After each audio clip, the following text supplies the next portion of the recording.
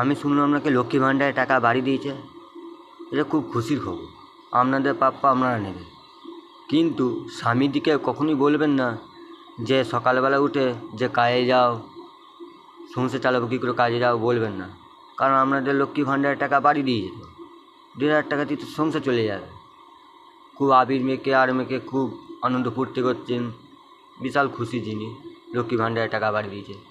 আর যাদের ছেলে মেয়ে আছে তাদের উদ্দেশ্যে একটা কথাই বলা, যে আপনারা যে হোলি খেলছেন, তার ছেলে মেয়েদের যখন বিয়ে দেবেন তখন ছেলের বাড়ি থেকে জানতে চাইবেন না যে ছেলে কী ইনকাম করে, কত মাইনে, কী আছে, জানতে চাইবেন না, বুঝলেন।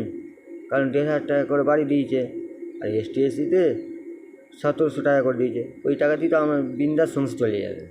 তাহলে ছেলেদের কী বাড়ি গাড়ি আছে না কি, কত ইনকাম করে, কী কাজ করে, ওগুলো দেখতে যাবেন না, বুঝলেন।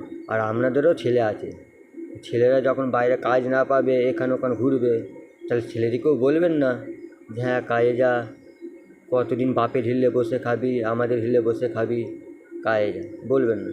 কারণ বেকারত্ব করে দিয়েছে দেশে। একটা আমাদের পশ্চিমবঙ্গে কোনো বিজনেস আছে?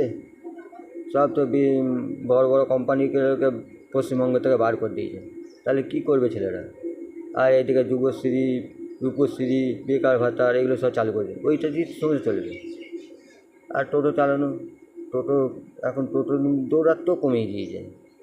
কারণ টোটোর এই রেজিস্ট্রেশন করা, যে টোটো চালিয়ে খাবে সেটাও অবস্থা খারাপ, বুঝলেন কি? কারণ টোটোদেরও রেজিস্ট্রেশন করে দিয়েছে।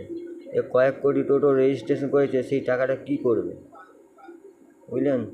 ওই কাকিমাদের উদ্দেশ্যে এই কথাটা বলার ছিল।